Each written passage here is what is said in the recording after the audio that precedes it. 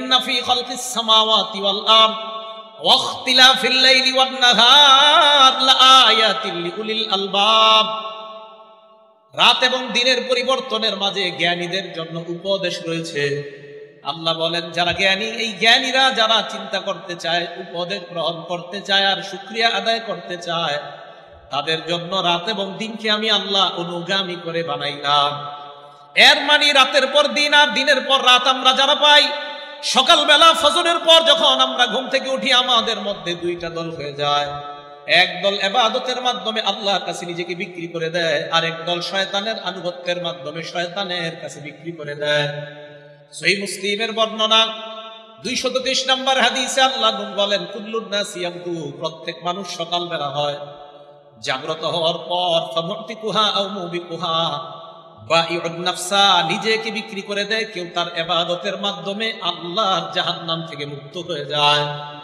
আও মুবিকুহা, কেউ শয়তানের আনুগত্যের মাধ্যমে নিজেকে ধ্বংস করে দেয়। এবার আপনাদের কাছে জানতে চাই, সকাল হওয়ার পর আমাদের মধ্যে গ্রুপ হয় কয়টা? দুইটা। একদল ইবাদতের মাধ্যমে আল্লাহর কাছে বিক্রি করে দেয়, আর একদল শয়তানের আনুগত্যের মাধ্যমে শয়তানের কাছে বিক্রি হয়ে যায়। যারা ইবাদতের মাধ্যমে বিক্রি করে দেয়, আল্লাহ বলেন আল্লাহর নবী বলেন ফাবাইউন নাফসা, তারাও নিজেকে বিক্রি করে দেয়। এর মানে আমরা সকালবেলা নিজেকে বিক্রি করি দুইটা অবস্থা। এক নাম্বার আল্লাহর কাছে, আরেকটা হলো শয়তানের কাছে। আমরা কাদের কাছে, কার কাছে বিক্রি হব বলেন? আল্লাহর কাছে। এখন কথা হলো, এই রাত এবং দিন আর দিন এবং রাত এর শুকরিয়া 24 ঘন্টা আপনি কিভাবে আদায় করবেন, যে 24 ঘন্টা শুকরিয়া আদায় করা যায় কিনা।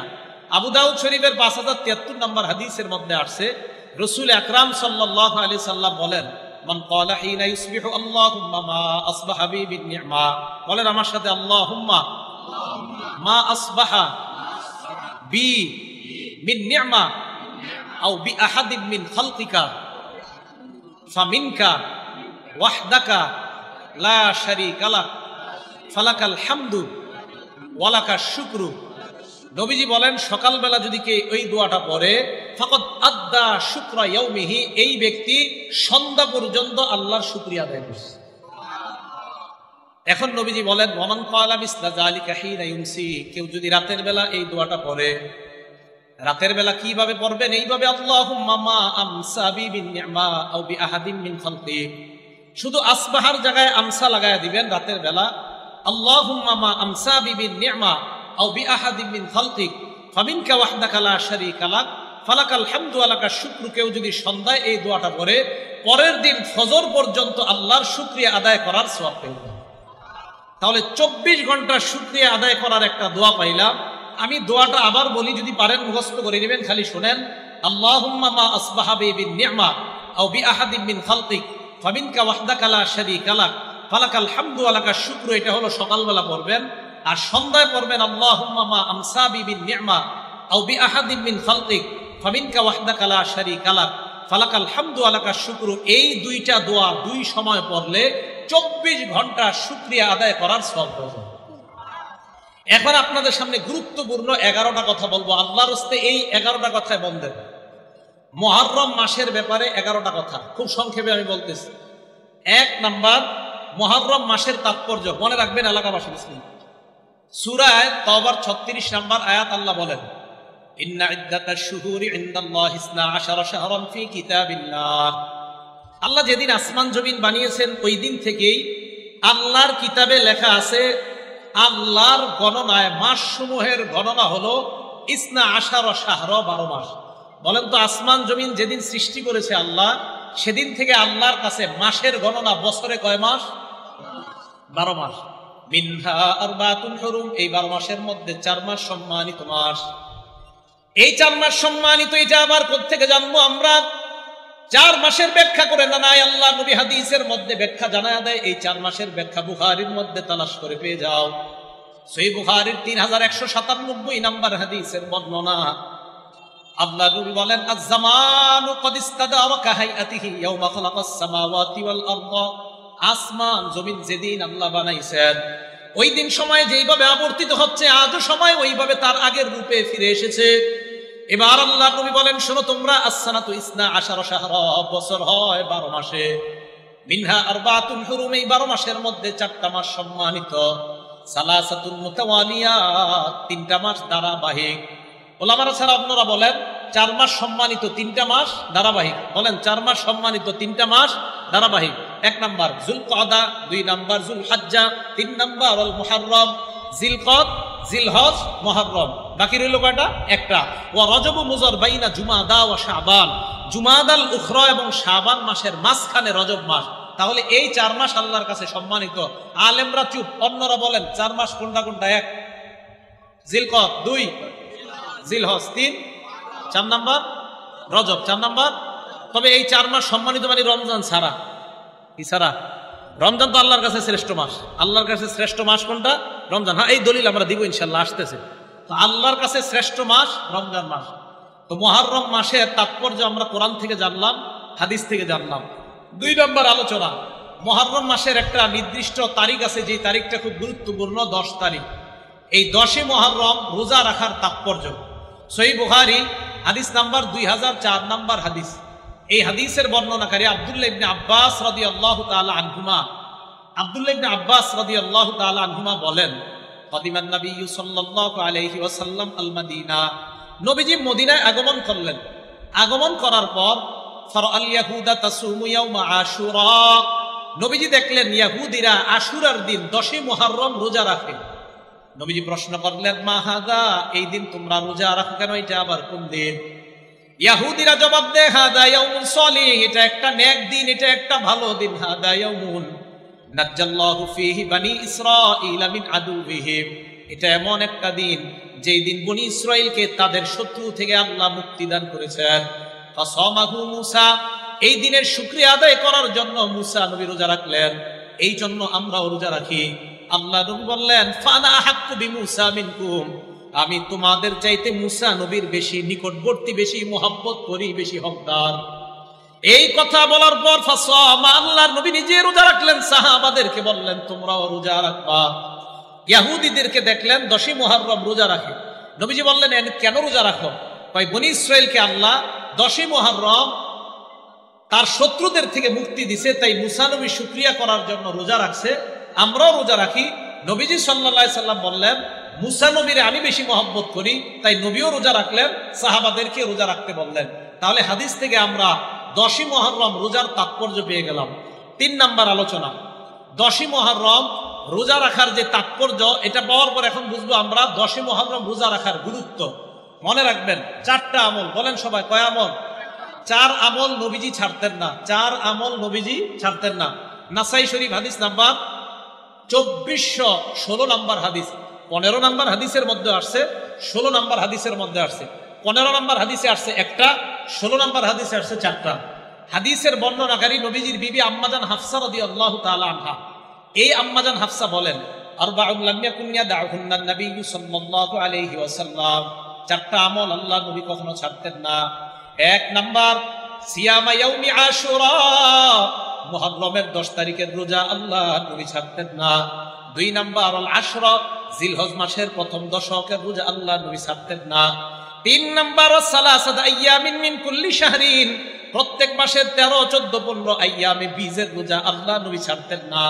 4 নাম্বার ওয়ারাকাতাইনি ক্বাবলা সালাতিল গাদাত, ফজরের আগের 2 রাকাত সুন্নাত আল্লাহ নবী কখনো ছাড়তেন না।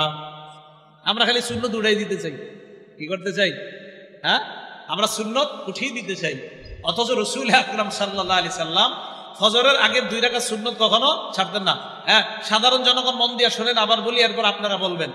1 নাম্বার মুহররমের 10 তারিখের রোজা নবীজি ছাড়তেন না। 2 নাম্বার জিলহজ মাসের প্রথম দশকের রোজা ছাড়তেন না। 3 নাম্বার প্রত্যেক মাসে 3টা রোজা, 13, 14, 15 আইয়ামে বীজের রোজা নবীজি ছাড়তেন না। 4 নাম্বার ফজরের আগের 2 রাকাত সুন্নাত নবীজি ছাড়তেন না। 4 নাম্বারটা তো ছাড়ার কোনো সুযোগ নাই। বাকি 3টা যদি পারেন, সম্ভব হলে আমরা রাখবো, সম্ভব না হলে রাখবো না। আল্লাহ আমাদেরকে সবগুলাই আমল করার তৌফিক দান করেন। এবার আপনারা বলেন তো, এই 4টা আমি খালি আঙ্গুল উঠাবো, আপনারা বলেন। 1 10 আশুরার রোজা, 2 10, 3 4 ফজর আগের জন্য। আমি কিন্তু ক্লাস এমনি করাই, আর আমি মাহফিলে ক্লাসই মনে করি, এটা কোনো ওয়াজ না। আমি বলবো, আপনারা একটু পরে বলবেন, বাস এইভাবেই তো আমাদের ইসলাম প্রচার হলো। 4 আমল রসুল আকরাম সাল্লাল্লাহু আলাইহি সাল্লাম কখনো ছাড়তেন না। মনে থাকবে না ইনশাআল্লাহ? আল্লাহ আমাদের সকলকে মনে রেখে আমল করার তৌফিক দান করেন। 4 নাম্বার, মুহররম মাসের রোজার তাৎপর্য, ফজিলত। আগে তো গেল তাৎপর্য, এখন ফজিলত শুনবো। মুহররমের রোজার ফজিলত, 10 তারিখের রোজার ফজিলত না, মুহররমের রোজার ফজিলতটা শুনেন। মুহররমের রোজার ফজিলত মুসলিম শরীফের 2645 নাম্বার হাদিস, আমাদের কওমি মাদ্রাসার পাঠ্যপুস্তক অনুযায়ী 1163 নাম্বার হাদিস। এই হাদিসের মধ্যে আসছে রাসূল আকরাম সাল্লাল্লাহু আলাইহি ওয়াসাল্লাম বলেন, আফজালুস সিয়ামি বাদা রমাদান শাহরুল্লাহিল মুহররম। রমজান মাসের পরে আল্লাহর কাছে সবচাইতে শ্রেষ্ঠ হলো মুহররম মাসের রোজা। নবীজির কাছে সবচাইতে শ্রেষ্ঠ রোজা রমজান মাসের পরে মুহররমের রোজা। ও আফজালুস সালাতি বাদাল ফরিদা সালাতুল লাইল। ফরজ নামাজের পর আল্লাহ নবীর কাছে শ্রেষ্ঠ নামাজ হলো রাতের বেলার তাহাজ্জুদের নামাজ। তাহাজ্জুদ নামাজ ফরজ নামাজের পর সবচেয়ে শ্রেষ্ঠ, আর মুহররমের রোজা রমজানের পরে সবচেয়ে শ্রেষ্ঠ। তাহলে এই হাদিস থেকে রমজানের আলাদা শ্রেষ্ঠত্ব আমরা পেয়ে গেলাম, যে রমজান এটা আলাদা, এটার স্পেশাল মর্যাদা। এই গেল 4 নাম্বার মুহররম মাসের রোজার ফজিলত। 5 নাম্বার আশুরার রোজার ফজিলত। আশুরার রোজার ফজিলত জানবো আমরা তিরমিজি শরীফের 752 নাম্বার হাদিস থেকে। মন দিয়ে শোনেন হাদিসটা, তিরমিজি শরীফের 752 নাম্বার হাদিস। এই হাদিসের বর্ণনাকারী আবু কাতাদা রাদিয়াল্লাহু তাআলা আনহু। আবু কাতাদা রাদিয়াল্লাহু তাআলা আনহু বলেন, ক্বালা রাসূলুল্লাহ সাল্লাল্লাহু আলাইহি ওয়াসাল্লাম, আল্লাহ নবী বলেন, সিয়ামু ইয়াউমি আশুরা ইন্নী আহতাসিবু আলাল্লাহ আইয়ুকাফিরাস সানাতাল্লাতী ক্বাবলা। আল্লাহর নবী বলেন, 10ই মুহররম তোমাদের কেউ যদি রোজা রাখো, আমি নবী আশা করি তার আগের 1 বছরের গুনাহ আল্লাহ মাফ করে দেয়। আশুরা রোজা রাখলে আগের 1 বছরের গুনাহ মাফ। এবার আপনাদের মধ্যে সাধারণ জনগণের মধ্যে একজন বলেন তো, কোন রোজা রাখলে আগের 1 বছরের গুনাহ মাফ হয় আর পরের 1 বছরের গুনাহ মাফ হয়? আলেম ছাড়া অন্যরা বলেন, দেখি কে পারে, বলেন। মাশাআল্লাহ, আরাফার রোজা। কোন রোজা? মাশাআল্লাহ মাশাআল্লাহ, আরাফার রোজা। আরাফার রোজা রাখলে নবীজি সাল্লাল্লাহু আলাইহি সাল্লাম বলেন, আইয়ুকাফিরাস সানাতাল্লাতী ক্বাবলা ওয়াল্লাতী বাদা। 9 জিলহজের রোজা যদি কেউ রাখে, আগের 1 বছর পরের 1 বছরের গুনাহ মাফ। আর 10ই মুহররমের রোজা যদি কেউ রাখে, আগের 1 বছরের গুনাহ মাফ। এগুলো 5 নাম্বার 10ই মুহররম রোজা রাখার ফজিলত। 6 নাম্বার 10ই মুহররম আমাদের করণীয় কি, আমরা কি করব? ভালো করে মনে রাখবেন, 10ই মুহররম আমাদের মূল 2 কাজ। বলেন তো কয় কাজ? 1 নাম্বার রোজা অবস্থায় কাটানো, 2 নাম্বার তওবা করা। বলেন 1 নাম্বার, 2 নাম্বার তওবা করা। প্রথমে রোজা অবস্থায় কাটানোর দলিল, এরপরে আমরা তওবার দলিলটা নেই। প্রথমে রোজা অবস্থায় কাটানোর দলিল সহিহ বুখারী হাদিস নাম্বার 2006 নাম্বার হাদিস। আব্দুল্লাহ ইবনে আব্বাস রাদিয়াল্লাহু তাআলা আনহুমার বর্ণনা, তিনি বলেন, মা রাআইতু রাসূলুল্লাহ সাল্লাল্লাহু আলাইহি ওয়াসাল্লাম ইয়াতাহাররা সিয়ামা ইয়াউমিন ফাদদালাহু আলা গায়রিহি ইল্লা হাদাল ইয়াউম ইয়াউম আশুরা ওয়া হাদা আশ-শাহর ইয়ানি শাহর রমাদান। আব্দুল্লাহ ইবনে আব্বাস বলেন, রমজানের পরে সবচাইতে দিনের মধ্যে আল্লাহ নবী রোজা রাখার ক্ষেত্রে গুরুত্ব দিতেন মুহররমের 10 তারিখ, আর মাসের মধ্যে রোজা রাখার ক্ষেত্রে সবচাইতে গুরুত্ব দিতেন রমজান মাস। আব্দুল্লাহ ইবনে আব্বাস বলেন, মাসের মধ্যে রমজান মাসকে রোজার জন্য বেশি গুরুত্ব দিতেন, আর দিনের মধ্যে মুহররমের 10 তারিখে রোজা রাখার সবচেয়ে বেশি গুরুত্ব দিতেন নবী। এখন বলেন তো, আশুরার মুহররমের 10 তারিখে আমাদের সবচেয়ে গুরুত্বপূর্ণ কাজ কি করা? রোজা রাখা। 2 নাম্বার বলছি তওবা করা। তওবার দলিল কোথায় পাবো আমরা? তিরমিজি শরীফের 741 নাম্বার হাদিস। দেখেন হাদিস, আব্দুল্লাহ ইবনে আব্বাস রাদিয়াল্লাহু তাআলা আনহুমার বর্ণনা, তিনি বলেন, আমার রাসূলুল্লাহ সাল্লাল্লাহু আলাইহি ওয়াসাল্লাম বিসাওমি ইয়াউমি আশুরা। নবীজি মুহররমের 10 তারিখে রোজা রাখার হুকুম করছেন। এই হাদিসের শেষে নবীজি সাল্লাল্লাহু আলাইহি ওয়াসাল্লামের সাহাবা আব্দুল্লাহ ইবনে আব্বাসের বর্ণনা, রাসূল না, এই হাদিসের বর্ণনাকারী আলী ইবনে আবু তালেব। এই হাদিসের বর্ণনাকারী আব্দুল্লাহ ইবনে আব্বাস না, আলী ইবনে আবি তালেব। তো আলী ইবনে আবি তালেব বলেন, আল্লাহ রাসূল সাল্লাল্লাহু আলাইহি সাল্লামকে এক ব্যক্তি প্রশ্ন করছেন, আইয়ু শাহরিন তা'মুরুনি বা'দান আসুমা বা'দা শাহরি রমাদান। হুজুর, রমজানের পরে কোন দিন আমি রোজা রাখবো, কোন মাসে রোজা রাখবো, আপনি বলেন আমাকে। নবীজি সাল্লাল্লাহু আলাইহি সাল্লাম বললেন, ইন কুনতা সাইমান বা'দা শাহরি রমাদান ফাসুবিল মুহররম। তুমি যদি রমজান মাসের পরে রোজা রাখতে হয়, তাহলে তুমি মুহররম মাসে রোজা রাখো। ভাই কেন? ভাই মুহররম মাসে এমন একটা দিন আছে, যেই দিনে তাবাল্লাহু ফীহি আলা কওমিন, এক সম্প্রদায়ের তওবা আল্লাহ কবুল করেছেন, ওয়া ইয়াতুবু ফীহি আলা কওমিন আখারিন, কিয়ামত পর্যন্ত অন্যান্যদের তওবাও আল্লাহ কবুল করবেন। তাহলে আমাদের দ্বিতীয় কাজ পেয়ে গেলাম, মুহররমের 10 তারিখে আমরা তওবা করব। আল্লাহ এই দুইটা আমলের মাধ্যমে মুহররমের 10 তারিখকে কাটানোর তৌফিক দান করেন। 7 নম্বর আলোচনা, রোজা রাখবো কোন দিন কোন দিন। উত্তম হলো 9-10 রাখা, একান্ত না পারলে 10-11। উত্তম হলো 9-10 রাখা। এই 9-10 রাখার ব্যাপারে কয়েকটা দলিল শোনেন। দলিল নাম্বার 1, তিরমিজি শরীফের 755 নম্বর হাদিস। এই হাদিসের বর্ণনাকারী আব্দুল্লাহ ইবনে আব্বাস রাদিয়াল্লাহু তাআলা আনহুমা, তিনি বলেন, আমার রাসূলুল্লাহ সাল্লাল্লাহু আলাইহি সাল্লাম বিসাওমি ইয়াউমি আশুরা, নবীজি মুহররমের 10 তারিখে রোজা রাখার হুকুম করছেন। এই হাদিসের শেষে ইবনে আব্বাস বলেন, সুমুত তাসিআ ওয়াল আশিরা, তোমরা 9 তারিখে রোজা রাখো এবং 10 তারিখে রোজা রাখো। তাহলে এই হাদিস থেকে আমরা জানলাম মুহররমের 9 এবং 10 তারিখে রোজা রাখার কথা। আচ্ছা, আরেকটু সুন্দরভাবে আমরা জানি হাদিসটা মুসলিম শরীফের হাদিস নাম্বার 2655 নম্বর হাদিস, 2556 নম্বর হাদিস, আরেকটা হলো 2557 নম্বর হাদিস। আর আমাদের মাদ্রাসার পাঠ্যপুস্তক অনুযায়ী 1134 নম্বর হাদিস এবং 1135 নম্বর হাদিস আমাদের মাদ্রাসার যে সিলেবাস। নবীজি সাল্লাল্লাহু আলাইহি সাল্লাম কি বলে দেখেন। নবীজি সাহাবাদেরকে বললেন মুহররমের 10 তারিখে রোজা রাখতে। সাহাবারা বললেন, ইয়া রাসূলুল্লাহ, এই যে মুহররমের 10 তারিখে আমাদেরকে আপনি রোজা রাখতে বললেন, এই দিনটাকে তুআজ্জিমুহুল ইয়াহুদু ওয়ান নাসারা, ইহুদি খ্রিস্টানরা সম্মান করে। নবীজি বললেন, তাই নাকি? কয় হ্যাঁ। নবীজি বললেন, ঠিক আছে, ফাইদা কানাল আমুল মুকবিল, আগামী বছর যখন হবে মুহররমের মাস, সুবনাল ইয়াউমাত তাসিয়া, আমরা 9 তারিখেও রোজা রাখবো। সুবহানাল্লাহ। তাহলে এই হাদিস থেকে বোঝা যায় 9 এবং 10 তারিখে রোজা রাখার কথা। আল্লাহর কি কুদরত, ওয়ালাম ইয়াতিল আমুল মুকবিল হাত্তা তুওয়াফিয়া রাসূলুল্লাহ, আগামী বছর আসার আগে নবীজি দুনিয়া থেকে বিদায় নিয়েছেন, মারা গেছেন, ইন্তেকাল করছেন। এখন হাদিস থেকে কি বোঝা যায়? নবীজির আগ্রহ 9 এবং 10 তারিখ।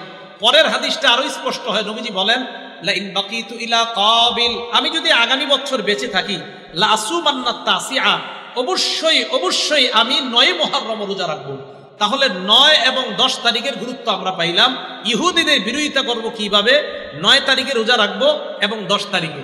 প্রশ্ন হলো, হুজুর 10-11 যে রোজা রাখতে বললেন, এটার কোনো দলিল আছে কিনা? হ্যাঁ, এটারও দলিল আছে। সহিহ ইবনে খুজাইমা হাদিসের কিতাবের নাম 3 নম্বর খণ্ড 506 নম্বর পৃষ্ঠা।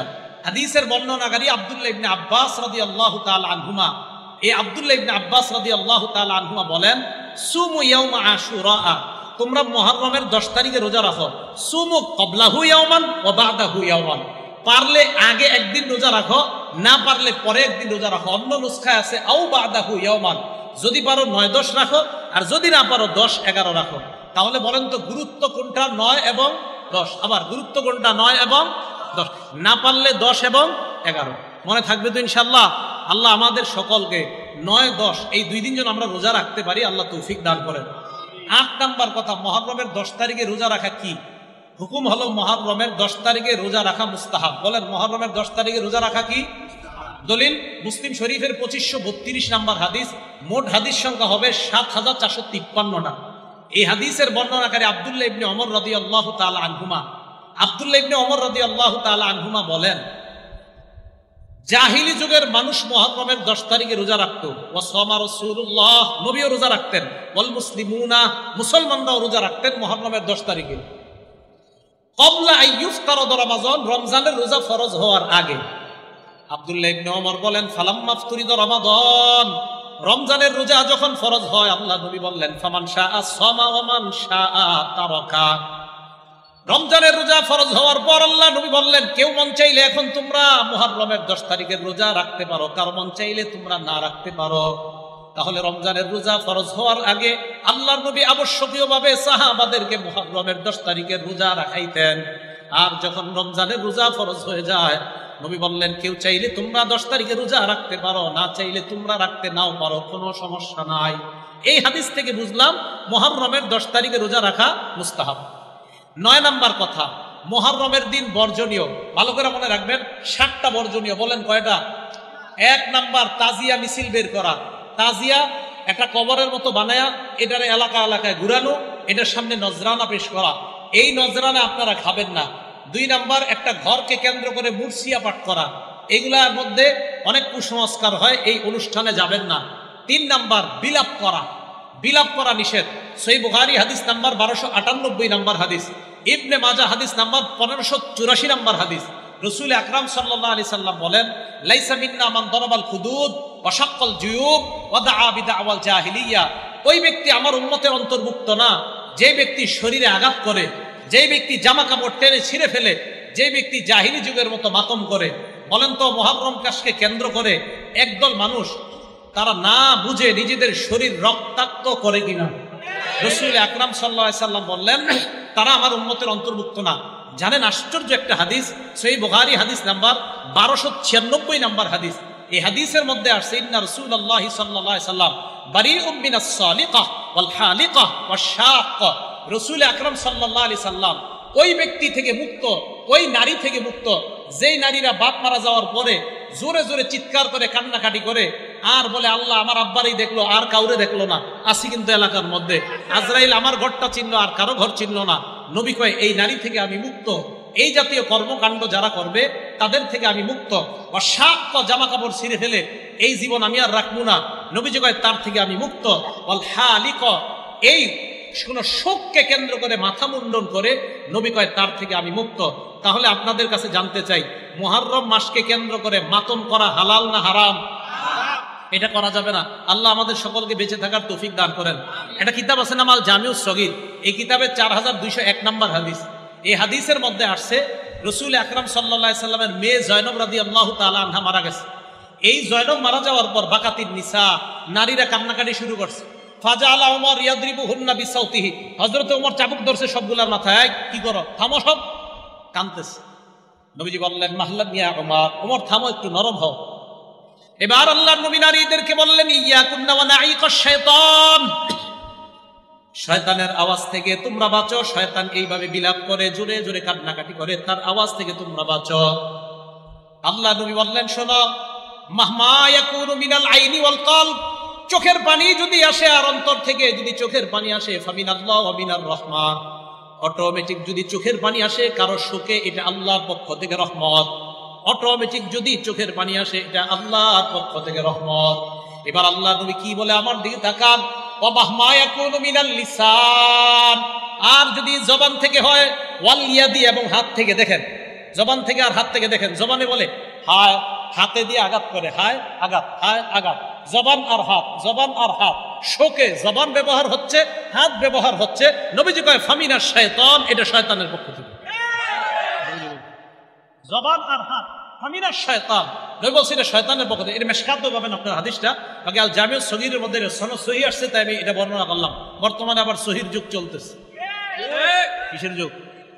মাশাআল্লাহ, এই জন্য সহিগুলাই বলার চেষ্টা করতেছে। আজ যাই হোক, রাসূল আকরাম সাল্লাল্লাহু আলাইহি সাল্লাম এই কথাটা বললেন। এটা হলো 9 নম্বর কথা। 10 নম্বর, কারো মৃত্যুতে আমাদের কি করণীয়? মনে রাখবেন, কারো মৃত্যুতে আমাদের কি করণীয়? এলাকার কেউ মারা যায় না, কারো মৃত্যুতে আমাদের 1 নম্বর করণীয়, বলেন ইন্না লিল্লাহি ওয়া ইন্না ইলাইহি রাজিউন, এটা পড়া। 2 নম্বর করণীয়, বুখারী শরীফের 1284 নম্বর হাদিস থেকে একটা দোয়া শিখাবো, আজকে থেকে এটা পড়বেন। নবীজির কন্যা মানে নবীজির এক নাতি মারা যায়। মারা যাওয়ার পর, মারা যাবে অবস্থা, নবীর কন্যা আল্লাহ নবীর কাছে সংবাদ পাঠাইলেন, আব্বা ইন্না ইবনালি কুবিজ, আব্বা আমার ছেলেটা মুমূর্ষ অবস্থায় আছে, মারা যাবে অবস্থা, আব্বা মেহেরবানি করে আমাদের বাসায় একটু আসেন। বুখারীর বর্ণনা।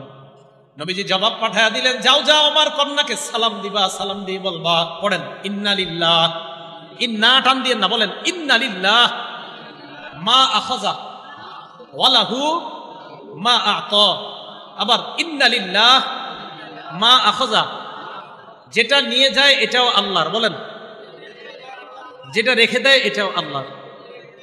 তো নবীজি শিখিয়ে দিলেন ইন্না লিল্লাহি মা আখাযা, যেটা নিয়ে গেছে আল্লাহ এটাও আল্লাহ, ওয়া লাহু মা আ'তা, যেটা আল্লাহ রেখে দেয় এটাও আল্লাহ।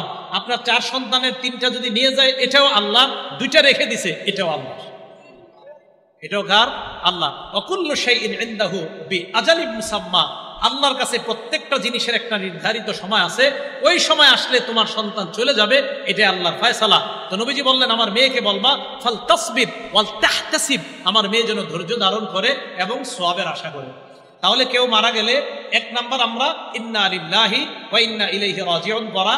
2 নাম্বার, কেউ মারা গেলে আমরা বলা ইন্না লিল্লাহি মা আখাযা ওয়া লাহু মা আ'তা ওয়া কুল্লু শাইইন ইনদাহু বিআজালিন মুসাম্মা, যদি পারেন আর কি এটা পড়া। তাহলে 9 নম্বরে বর্জনীয়গুলা সব শেষ করি নেই তো। বর্জনীয় 1 নম্বর ছিল আপনার তাজিয়া মিছিল করা, এই নজরানা পেশ করা, 2 নম্বর মুরসিয়া, 3 নম্বর ওই মাতম করা, 4 নম্বরটা বলি নাই তো। 4 নম্বর হলো আপনার ওই দিনকে কেন্দ্র করে কোনো মান্যত ইত্যাদি কি করে আল্লাহ জানে, এগুলা করে খিচুড়ি পাকান, এগুলো আপনার বাসায় পাঠাবে, আপনি খাবেন না।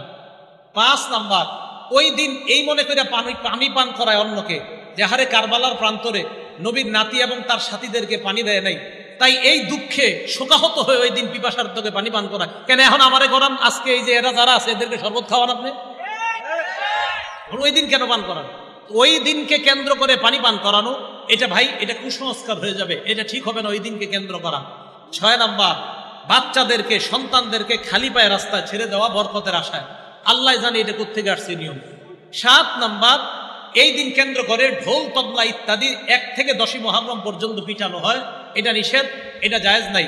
একটা হাদিস মনে রাখবেন সারা জীবন, নাসিরউদ্দিন আলবানী রহমতুল্লাহ আলাইহি আনছে হাদিসটা, আর সিলসিলাতুস সহিহা 427 নম্বর হাদিস। এই হাদিসের মধ্যে আসছে রাসূল আকরাম সাল্লাল্লাহু আলাইহি সাল্লাম বলেন সৌতানে মালউনান, বাংলাটা আমার সাথে বলেন, বলেন দুটি আওয়াজ অভিশপ্ত, আবার বলেন দুটি আওয়াজ অভিশপ্ত। এবার 1 নম্বর বলি, বাংলাটা পরে বলবেন। 1 নম্বর সৌতু মিজমারিন ইনদা নি'মা, বলেন কোন খুশিতে বলেন কোন খুশিতে বাদ্যযন্ত্রের আওয়াজ। তাহলে বিয়ের পার্টিতে ঢোল তবলা ডেক সেট বাজানো, গায়ে হলুদের পার্টিতে ডেক সেট বাজানো, এই আনন্দে এটা বাজানো মানে শয়তানের আওয়াজ, অভিশপ্ত আওয়াজ আপনার বাসায় চলতেছে, আর এই অভিশপ্ত আওয়াজের মাধ্যমে আপনার মেয়েটাকে আরেকজনের হাতে তুলে দিবেন, এটা অভিশপ্ত আওয়াজ। আপনার বাসায় বিয়েকে কেন্দ্র করে যে ডেক সেট চলে, ক্যাসেট চলে, এটা অভিশপ্ত আওয়াজ। তাহলে একটা পাইলাম। 2 ওয়াসাউতু ওয়াইলিন ইনদা মুসিবা, বিপদের সময় ধ্বংসাত্মক আওয়াজ করা, বিপদের সময় ধ্বংসাত্মক কোন আওয়াজ করা।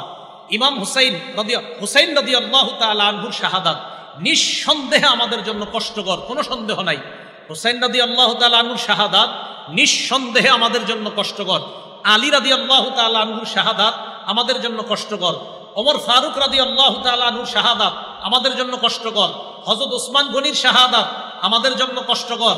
হযরতে হামজার শাহাদাত আমাদের জন্য কষ্টকর। রাসূল আকরাম সাল্লাল্লাহু আলাইহি সাল্লামের সাহাবা হযরত খুবাইবকে যেইভাবে শহীদ করা হয়েছে, ছুরিবিদ্ধ করে, আপনার একের পর এক শরীরের মধ্যে কাটা বিদ্ধ করে, ওইটা আমি বলেছিল তোমাকে যদি এই জায়গায় রাখা হয়, মুহাম্মদ সাল্লাল্লাহু আলাইহি সাল্লামকে তোমার জায়গায় রাখা হয়, আর তোমাকে মুক্ত করে দেওয়া হয়, তাহলে তুমি কি মনে করো? সহিহ বুখারীর বর্ণনা 3045 নম্বর হাদিস খোলেন, লম্বা হাদিসে খুবাইবের শহীদের কথা আসছে শেষের দিকে। হযরতে খুবাইবের শাহাদাত পড়েন, হযরত হুসাইনের চেয়ে কোনো অংশে কম ছিল না এই শাহাদাতের ভয়াবহতা। হযরতে আসিম ইবনে সাবেতের শহীদ হওয়ার কথা বলেন, কোনো অংশে কম ছিল না।